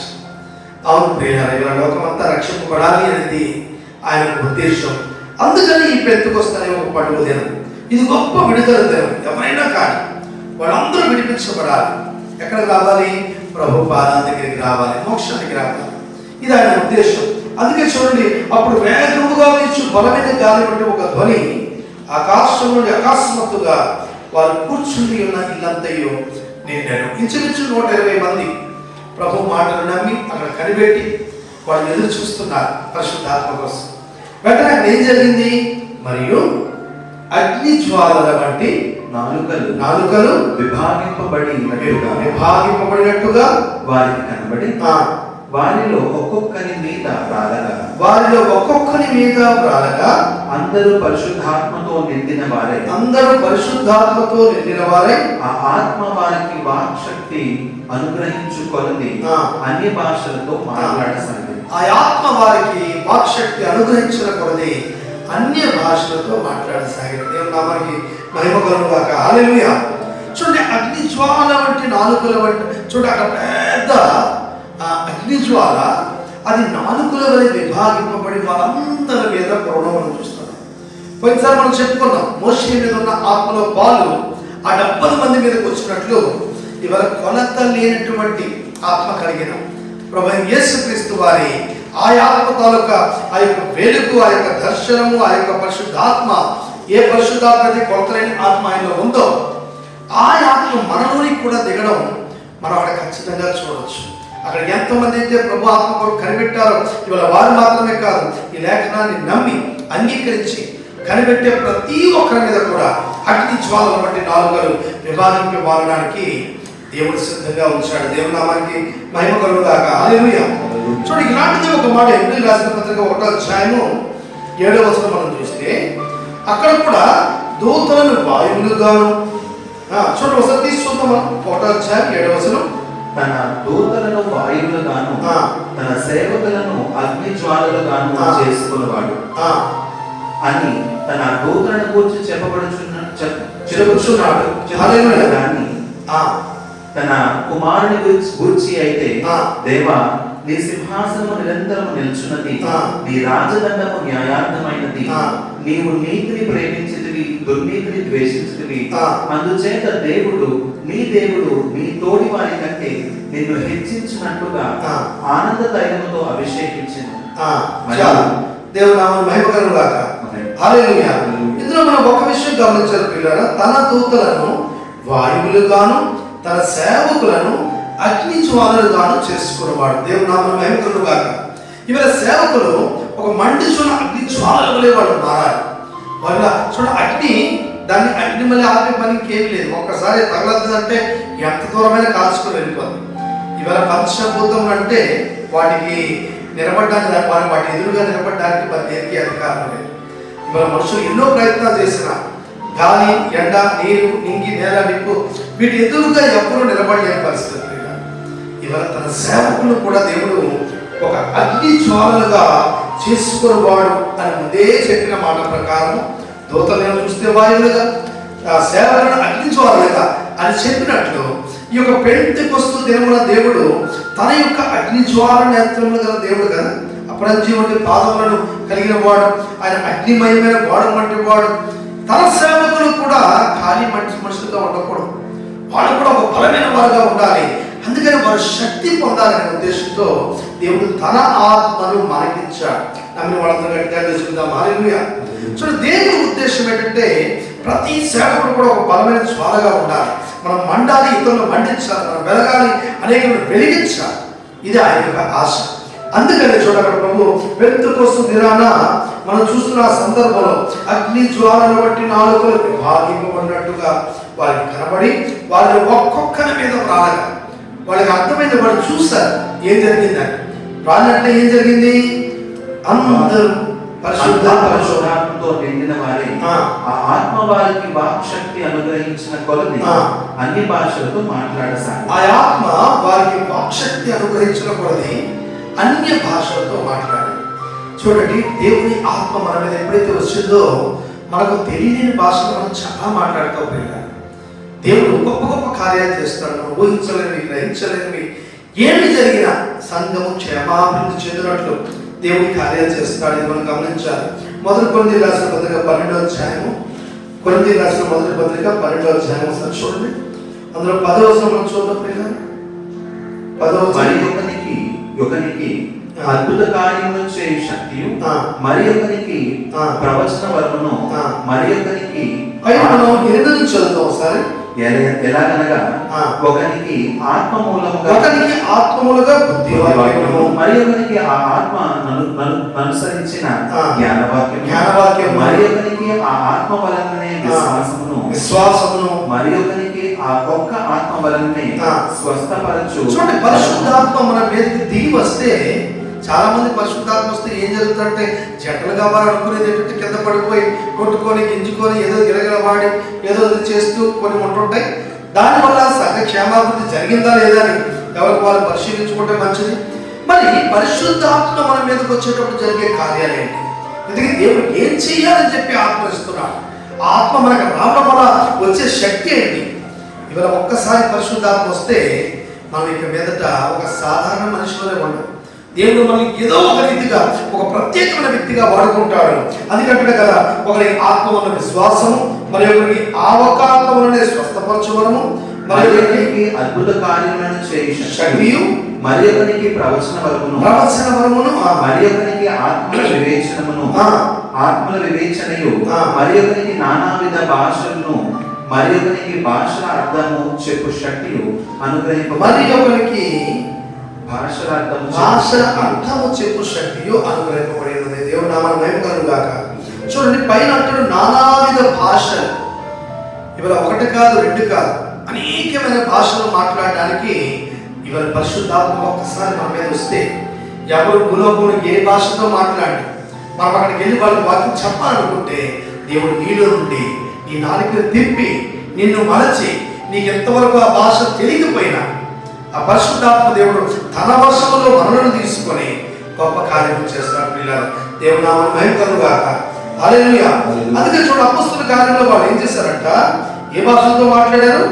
అన్య భాషలతో మాట్లాడసాగారు. అన్య భాషలతో మాట్లాడసాగిరి. ఆ కాలమున ఆకాశము క్రింద నుండి ప్రతి జనములో నుండి వచ్చిన భక్తి గల యూదులు యెరూషలేములో కాపురముండేది. ఆ కాలమున చూడు, మొత్తం లోకంలో ఎక్కడెక్కడైతే ఉన్నారో వీళ్ళందరూ కూడా అందులో భక్తి గల యూదులు, నిజంగా నాకు దేవుడు కావాలి అనుకునే వాళ్ళు చాలా మంది వచ్చి అక్కడ కాపురం ఉన్నారు. వాళ్ళు ఎప్పుడు చూడ పస్కా పండుగ అయిపోయి మళ్ళా పెంతెకొస్తు పండుగ వరకు వాళ్ళు అక్కడే ఉండేవారు. ఎందుకంటే దానికి దీనికి మధ్యలో ఇంచుమించు 50 రోజులు దినం, ఒక 10 రోజులు ముందనుకోండి, అంటే 60 రోజులు, 2 నెలలు కాల వ్యవధిలో ఇవన్నీ ఒకసారి జరుగుతాయి. ఇక్కడ నుంచి వివిధ దేశాల నుంచి ఆ మధ్యలో ఉన్న యెరూషలేము దగ్గరికి వెళ్ళిన వాళ్ళు వెంటనే మళ్ళీ బ్యాకప్ అయిపోయి వచ్చాడు కాదు, కానీ ఒక 2 నెలలు పాటు అక్కడ ఉండి వాళ్ళు అక్కడ ఉన్న పరిస్థితులు అన్నీ చూసుకొని ఈ పండుగలన్నిటినీ వరాసగా అటెండ్ చేసి చివరికి పెంతెకొస్తు పండుగ కూడా వాళ్ళు చూసుకొని మళ్ళా తిరిగి ఇంటికి రావడం అనేది వాళ్ళకున్న అలవాటు. మరి వీళ్ళందరూ ఎక్కడున్న వాళ్ళు? సర్వలోకమందు చెదిరిపోయిన జనులు, నానా విధమైన భాషలు మాట్లాడేవారు. వీళ్ళు యూదులే, కాకపోతే కొందరు ఇండియాలో కూడా చెప్పాలంటే కొందరు ఆంధ్రాలో, కొందరు కేరళలో, కొందరు హైదరాబాద్లో, ఇకపోతే ఢిల్లీలో, ఇలా రకాలకు ఒక ప్లేస్.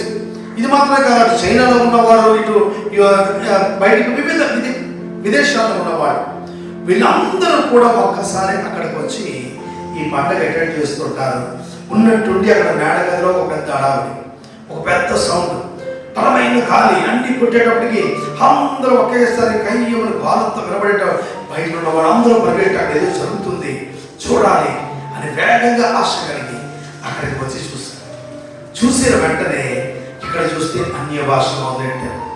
ఒక భాష కాదు, 2 భాష కాదు, భాషను చూడండి. మనకి 13వ అధ్యాయంలో మాట ఉంటాడు, మొదటి కొరింథీ 13వ అధ్యాయంలో మొదటి నుంచి మనం చూస్తే మనుషుల భాషలతో, ఒకటి మనుషుల భాషలతోను దేవదూతల భాషలతోను నేను మాట్లాడినను ప్రేమ లేని వాడనైతే మ్రోగిడి కంచును మనకేంటంటే ఒకటి మనుషుల భాషలు, మనుషులు ఎంతమంది, ఎన్ని దేశాలు, ఎన్ని రకాలుగా ఆ జనాలు ఉన్నారో, ప్రతి జాతి, ప్రతి వంశం, ప్రతి కులం, ప్రతి గోత్రం, ప్రతి మతం, అన్ని భాషలకు సంబంధించిన వాడు. ఇది మనుష్యుల భాష. రెండోది దేవదూతల భాష. దేవదూతలు కూడా భాష ఉన్నాయి. మనకు తెలుసు దేవదూతలు అంటే ఒక్క మాట చెప్పేస్తాం మనం, దూతలని బైబిల్లో రాసి ఉంది, దేవదూతలను రాసి ఉంది.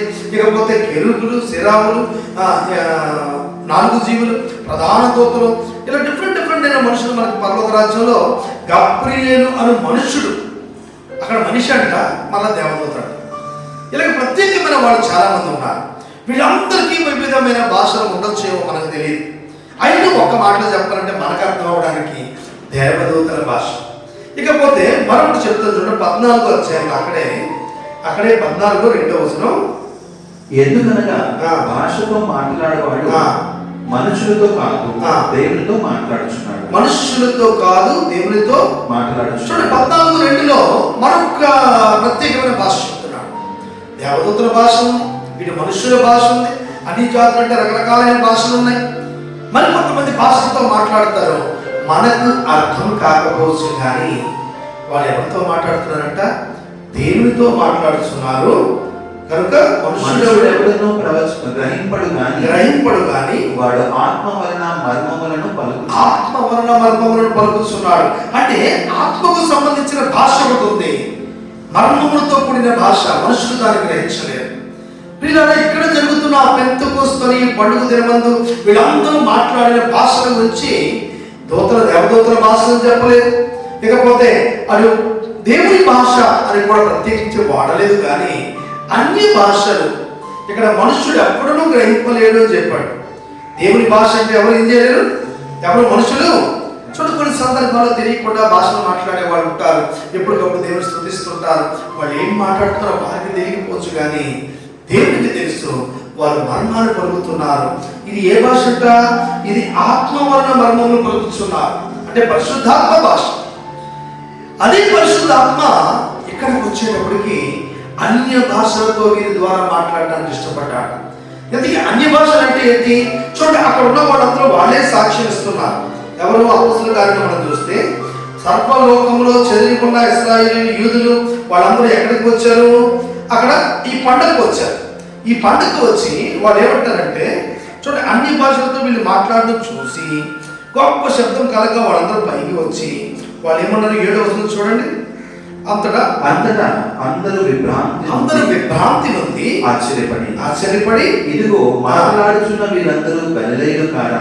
అవును కదా. చూడండి, వీళ్ళు ఏమంటారంటే, వీళ్ళందరూ ఇక్కడుండే వాళ్ళే కదా, మళ్ళా బయట నుంచి వచ్చిన వాళ్ళు కాదు కదా, వీళ్ళందరూ గలిలయులు కదా వీళ్ళు.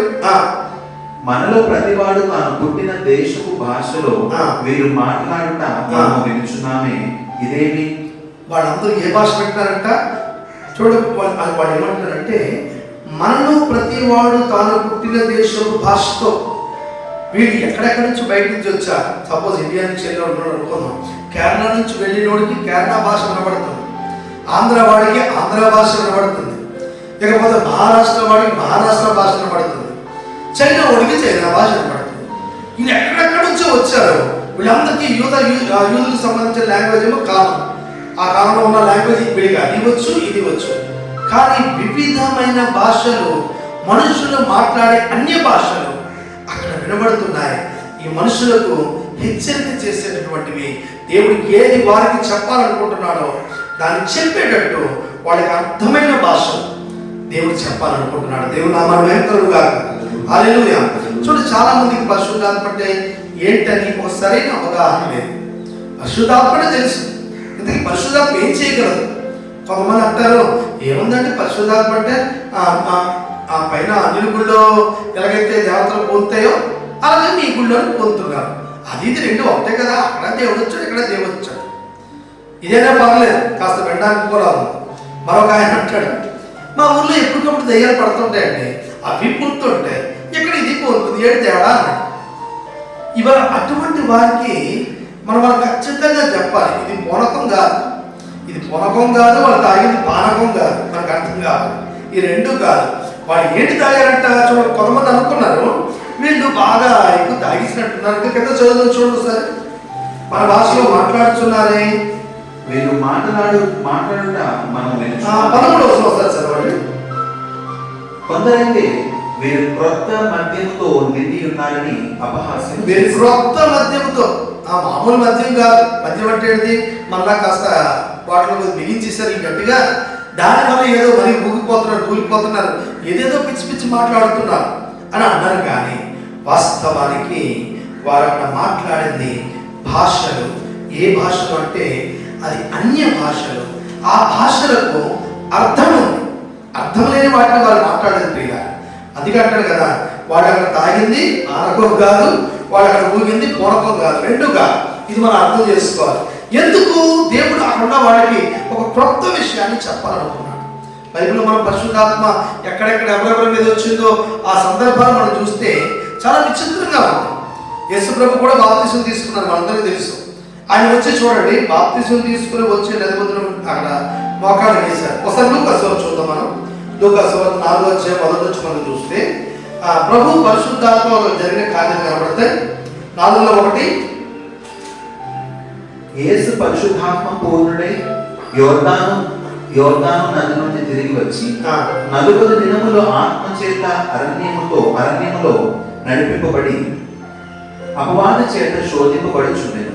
ఆ దినములలో అక్కడ ప్రభు బాప్తిసం పొంది వచ్చిన తర్వాత 40 దినములు ఉపవాసం ఉండి ప్రార్థించి ముందుకు వెళ్ళడానికి, శోధకుడిని జయించడానికి ఆత్మ అక్కడ ప్రేరేపిస్తుంది.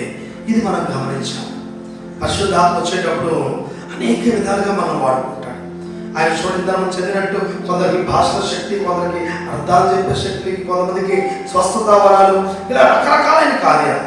యేసు ప్రభు ఆయన పరిశుద్ధాత్మ దిగి వచ్చినప్పుడు ఆయన అక్కడ మోకాడిస్తుంటే పరలోక రాజ్యం తెరవబడి అక్కడ తండ్రి మాట్లాడాడు, ఈయన నా ప్రియ కుమారుడు, ఈయన యందు నేను ఆనందించుచున్నాను. ఈయన మాట వినండి కూడా చెప్పారు. ఇవాళ పరిశుద్ధాత్మ దేవుడు ఒకళ్ళు గుర్తించి ఆయన తన యొక్క వశము చేసుకొని వాడుకోవాలనుకునేటప్పుడు తగిన వరాలను వారికి ఇస్తాడు. దేవుని నామాన్ని మహిమకరము గాక. వాటి చేతులతో నేను పంపించాడు. నీకు ఇతరుల కంటే ఒక శ్రేష్టమైన ఒక శక్తిని, అద్భుతమైన దేవుని కార్యాలు నీలో కనబడేటట్టు దేవుడు చేస్తాడు. ప్రియులారా, దేవుని నామాన్ని మహిమకరము గాక. హల్లెలూయా. చూడండి, మార్కు 16లో చూడండి. మార్కు 16వ అధ్యాయంలో 17వ వచనం చూస్తే, ఎవరెవరు ప్రభు మాటను నమ్మి అంగీకరిస్తారు, నమ్మిన వారి వలన ఈ సూచక క్రియలు కనబడును. ఏమనగా నా నామమున దయ్యములను వెళ్ళగొట్టుదురు. చూడండి, పరిశుద్ధాత్మ దేవుడు వివిధమైన వరాలతో, అందుకే అక్కడ అంటారు కదా, నానా విధములైన వరాలు, నానా విధములైన పరిచర్యలు. ఇది మనం అర్థం చేసుకోవాలి. కొంతమంది పరిశుద్ధాత్మ దేవుడు తీసుకెళ్ళి ఒక రూమ్లో లాక్ చేయడానికి ఇష్టపడతారు. వాటి ఏమంటారంటే ఓన్లీ 9 వరాలు అని కొంతమంది, లేదా 5 రకాలైన పరిచర్యలు అని మరి కొంతమంది. ఇలాగ దేవుణ్ణి ఒక దాంట్లో గిరిగీసి పెట్టి ఆయన బంధించాలని చూస్తుంటారు. ప్రియుల, దేవుడికి అసాధ్యమైనది ఏది లేదు. దేవుడు నామాన్ని మహిమకరము గాక. హల్లెలూయా. ఆయన ఏమైనా చేయగలడు, ఎంతైనా చేయగలడు. నువ్వు నమ్మగలిగితే చాలు. లేదు ఆయన కేవలం 9 వరాలు మాత్రమే అని నువ్వు లెక్క వేసుకొచ్చుంటే నీకు అక్కడే ఉంటుంది. ఆయన కొలతలేని ఆత్మ గలవాడు, అలాగే లెక్క లేని కార్యములు చేయవాడు. నమ్మిన వాళ్ళతో గట్టిగా చెప్తాం. హల్లెలూయా. అందుకే అంటాడు కదా, ఏదైనా నా నామమున దయ్యములను వెళ్ళగొట్టుదురు, క్రొత్త భాషలు మాట్లాడుదురు, పాములను ఎత్తి పట్టుకుందరు, మరణకరమైన దేని త్రాగినను వారికి హాని చేయదు, రోగుల మీద చేతులు ఉంచినప్పుడు వారి స్వస్థతకు నొందుగురని వారితో చెప్పారు. చూడండి, ఇవన్నీ జరుగుతాయి. ప్రభువు నమ్మి, పరిశుద్ధాత్మ నమ్మి బాప్తిసం పొందిన వాడు రక్షింపబడును అని చెప్పాడు. ఇవాళ యేసుక్రీస్తు నామమున బాప్తిసం పొందుడి, అప్పుడు మీరు పరిశుద్ధాత్మను వరము పొందుదురు అని చెప్పాడు. పరిశుద్ధాత్మను వరం పొందితే ఎన్నో గిఫ్ట్లు ఉన్నాయి. నీ విశ్వాస పరిమాణంలో నీవు నమ్మగలిగితే ఆ ఇవన్నీ కాకపోయినా నీ వల్ల ఎన్ని అవుతుందో దేవుడికి కానీ ఇవ్వడానికి ఇష్టపడుతుంది. నీవు నమ్మగలిగితే వాటిని స్వతంత్రించుకోవచ్చు. అందుకే ప్రభు దగ్గర మోకరించి వీళ్ళు కనిపెట్టారు. ఈ అపొస్తలులు అందరూ ఏం చేశారంటే కనిపెట్టారు. వాళ్ళకి తెలుసు పరిశుద్ధాత్మ శక్తి ఒక ప్రత్యేకమైంది, అది మనకు దొరికితే చాలు, మనం గొప్ప కార్యాలు చేయొచ్చు. ఇవాళ వీరు మాత్రమే కాదు ప్రియులారా, వీళ్ళు చూడండి, ఒక సందర్భం వచ్చినప్పుడు అపొస్తలులు అందరూ కూడా అక్కడ కూడుకొని వాళ్ళు అందరికీ ఒకే ఏక మనసు కలవాలని వాళ్ళు కలిగినంత సమిష్టిగా పెట్టుకొని వాళ్ళందరూ కలిసిమెలిసి బతుకుతున్నప్పుడు ఫుడ్ దగ్గర కొద్ది తేడా వచ్చింది. ఏదో వడ్డింపులో కొంచెం ఇటు అటు అయింది. వెంటనే అక్కడ ఒక విషయాన్ని మనం గమనించాలి. వాళ్ళు ఈ వడ్డించడానికి కొంతమందిని సెలెక్ట్ చేయాలి అని ఒక ఉద్దేశం కలిగి ఉన్నారు. చూడండి, ఒకసారి 6వ అధ్యాయం చూద్దాం. అపొస్తలుల కార్యం 6వ అధ్యాయము 3వ వచనం మనం చూస్తే, కాబట్టి సహోదరులారా, ఆత్మతోనూ జ్ఞానంతోనూ నిండుకొని మంచి పేరు పొందిన 7 మనుషులను మీలో ఏర్పరచుకోండి. మంచి పేరు పొందిన 7 మనుషులను మీలో ఏర్పరచుకోండి. మేము వారిని ఈ పనికి నియమించు. ఇవాళ దేవుని కార్యం కొరకు ఒకరు నియమించాలన్నా వాళ్ళు ఎలా ఉంటారంట? ఆత్మతోనూ జ్ఞానముతోనూ నిండుకొని. ఇవాళ బయట లోకంలో ఉన్న జ్ఞానం వ్యర్థ ప్రియులారు. యాకోబు అంటాడు కదా, పై నుంచి వచ్చే జ్ఞానం శ్రేష్టమైనది, శ్రేష్టమైన ప్రతి ఈవియు ఆ పరమ జ్యోతిర్మయుడు తండ్రి దగ్గర నుంచి వస్తుంది అంటాడు. ఇవాళ మనం కూడా అది పొందుకోగలిగితే గొప్ప కార్యంలో మనం చూస్తాం. హల్లెలూయా, హల్లెలూయా. చూడండి, పరిశుద్ధాత్మ కావాలి, రావాలని మనం కోరుకోవాలి. బాప్తిస్మం ఇచ్చే యోహానుకి ముందే చెప్పాడు కదా, ఆయన బాప్తిస్మం ఇస్తున్నప్పుడు కొంతమంది వచ్చారు, నువ్వేం చేస్తున్నావు, ఏం బాప్తిస్మం ఇస్తున్నందుకు నువ్వేంటి అది అని అడిగితే ఆయన ప్రత్యేకమైన మాట అన్నాడు. చూడండి ఒకసారి బాప్తిస్మం ఇచ్చే యోహాను గురించి మనం చూస్తే ఆయన ఏమన్నాడంటే, నేను మీకు నీళ్ళలో బాప్తిస్మం ఇస్తున్నాను కానీ నా వెనకాల వచ్చేవాడు నాకంటే శ్రేష్ఠుడు. వాడు అడుగుతారు ఏమని, మనకి యోహాను సువార్త 1వ అధ్యాయంలో, యోహాను సువార్త 1:20 నుంచి మనం చూస్తే కొంతమంది మనుషులు ఆయన దగ్గరకు వచ్చారు. అతడు ఎరుగననక ఒప్పుకొనెను, క్రీస్తును కానని ఒప్పుకొనెను. ఓకే, ఆయన క్రీస్తు కాదని ఇంకా కాగవారు, మరి నీవెవరు, నీవెవరు, నీవు ఏలియావా అని అడుగగా అతడు కానని, నీవు ఆ ప్రవక్తవా అని అడుగగా కానని ఉత్తరం ఇచ్చింది. కాబట్టి వారు, నీవెవరకు, మమ్ము పంపిన వారికి మేము ఉత్తరమీయవలెను గనుక నిన్ను గూర్చి నీవేమి చెప్పుకొనుచున్నావని అతన్ని అడిగేది. అందుకతడు, ప్రవక్త అయిన యెషయా చెప్పినట్లు నేను ప్రభు త్రోవ సరళము చేయండి అని అరణ్యంలో ఎలుగెత్తి చెప్పు ఒక శబ్దము అని చెప్పాను. పంపబడిన వారు పరిసయ్యులకు చేసేవారు. ఇక్కడ ఆయన ఇన్ని అడిగితే ఆయన ఇవన్నీ చెప్పి మరి ఎందుకు నువ్వు బాప్తిస్మం ఇస్తున్నావు అంటే వాళ్ళ ప్రశ్న. వెంటనే ఆయన అంటాడు, చూడండి 30వ వచనంలో, నా వెనుక ఒక మనుషుడు వచ్చేస్తున్నాడు, ఆయన నాకంటే ప్రముఖుడు కనుక నాకంటే ముందుటి వాడు ఆయనని నేనెవరిని గూర్చి చెప్పినో ఆయనే ఈయన. నేను ఆయనను ఎరుగనైతిని గాని ఆయన ఇశ్రాయేలుకు ప్రత్యక్షమవుటకు నేను నీళ్లలో బాప్తిస్మమిచ్చు వచ్చిందని చెప్పాను. నేను నీళ్ళలో ఇస్తున్నాను కానీ నా వెనక వచ్చేవాడు మీకు దేంతో ఇస్తాడో అగ్నిలో బాప్తిస్మం ఇస్తాడు.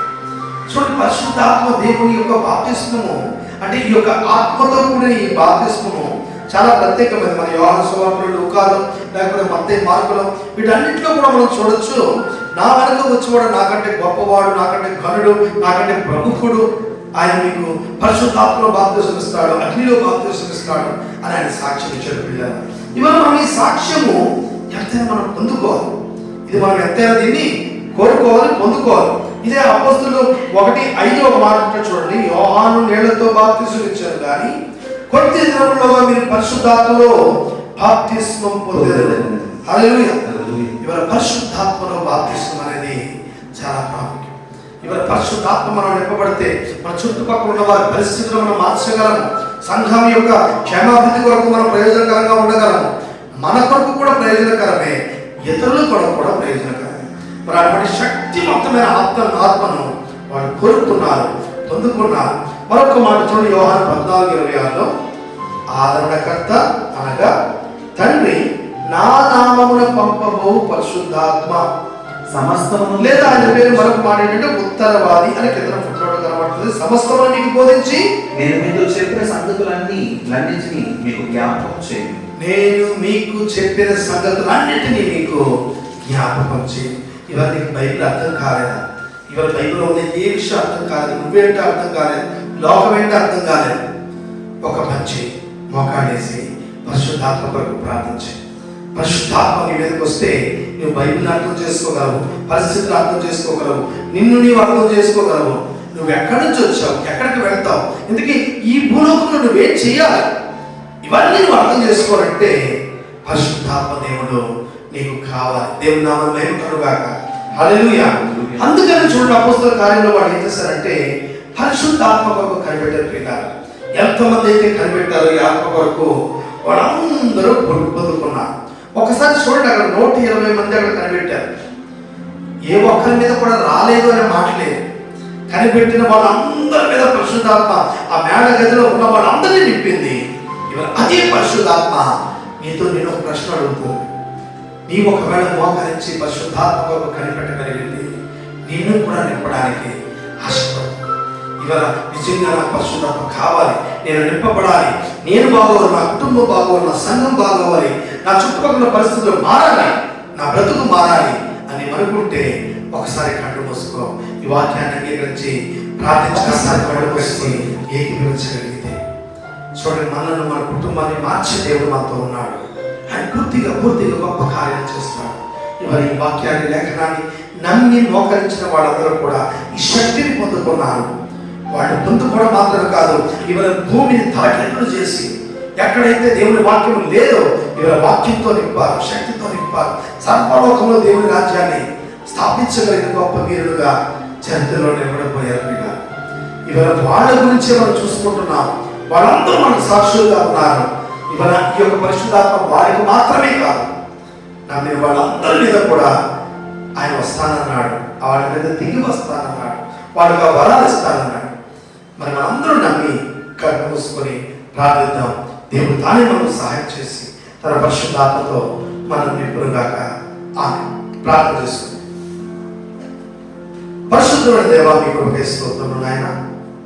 మరొకసారి తండ్రి, మీ పరిశుద్ధాత్మ శక్తితో ప్రభాతాన్ని మాతలతో మాట్లాడేది స్తోత్రాలు.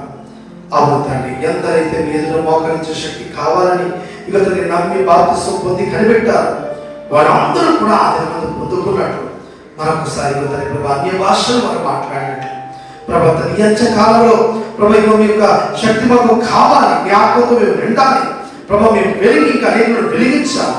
మేము మండి ఇంకా అనేకులను మండించాలి. సర్వ లోకములకు, సర్వ సృష్టికి, భూది గంతముల వరకు మేము సాక్షులుగా ఉండాలి అని ఆశపడి ఎందరైతే కళ్ళు మూసుకొని ఏకీభవిస్తున్నారు ప్రభా, వాళ్ళందరి మీద ఈ యొక్క యుగతిని పరిశుద్ధాత్మతో వరించండి నాయన. ఈ వరములతో నింపండి నాయన. నానా విధమైన వరములతో నింపండి నాయన. ఎవరెవరు దేనికి యోగ్యులో, ఎవరెవరికి ఏది కావాలని కోరుకుంటున్నారో ప్రభా, వారి ఇంటికి, వారి దేశానికి, వారి యొక్క యుగతిని ప్రభా, వారి కుటుంబానికి లేదా వారి సంఘానికి ఏది అవసరమో ప్రభా, అటువంటి శ్రేష్టమైన వరములతో అందరిని అలంకరించండి నాయన. మరొకసారి విన్న వాక్యం అందరూ హృదయాన్ని ఫలింపచేయండి. మీరే తల్లి మాత్రంతో మాట్లాడి స్తోత్రాలు. అపోస్తలులను దీవించి అనాథ సంఘానికి పునాదిగా వేసినట్లు ఇక మేమందరం కట్టబడి ఇక ముగింపుకు వస్తుండగా ఈ మంచి కాలంలో మరొకసారి కడపల వర్షము బహు జోరుగా తల్లి ప్రభా ఇక ప్రజలందరూ గుర్తించినట్లు కుమ్మరిపోబడినట్లు మరొకసారి వీళ్ళందరూ జ్ఞాపకం చేసుకోండి. మీ శక్తితో, మీ బలంతో నింపి మీరే మీ కార్యాలు జరిగించమని, మమ్మల్ని అందరినీ మీ వశం తీసుకోమని, వాక్యమైన ప్రతి ఒక్క హృదయాన్ని నింపమని, మీ రాజ్యం కొరకు కట్టమని, సకల ఘనత మహిమ మీకే చెల్లించుకుంటూ మా ప్రభువు రక్షకుడైన యేసు క్రీస్తు పరిశుద్ధ నామమున స్తుతించి వేడుకొంచున్నాం తండ్రి. ఆమేన్. మన పరమ తండ్రి అయిన దేవుని ప్రేమ, రక్షకుడైన యేసు క్రీస్తు నామమున శాశ్వత కృప, పరిశుద్ధాత్మ దేవుని అన్యోన్య సహవాసం చేయవలసిన మనకు ఈ విధముగా దేవుని సన్నిధిలో మోకరించి ఆ యొక్క శక్తి కొరకు, పరిశుద్ధాత్మ కొరకు, నింపుదల కొరకు కనిపెడుచున్న సకల జనులకు, మన సంఘములకు, మనకు ఆ యొక్క సన్నిధి, సహాయం, సమాధానం, సహవాసం సదాకాలం తోడుగా నడిపించుగాక. యేసు రక్తమే జయం, యేసు రక్తమే జయం. యేసు నామమున సదా సంపూర్ణ విజయం కలుగుగాక. అపవాది అనంత నాశనం కలుగుగాక. దేవునికి మహిమ కలుగుగాక. ఆమేన్. ప్రభువు మీ అందరికీ వందనాలు. God bless you. దేవుడు మిమ్మల్ని దీవించుగాక. ఆమేన్.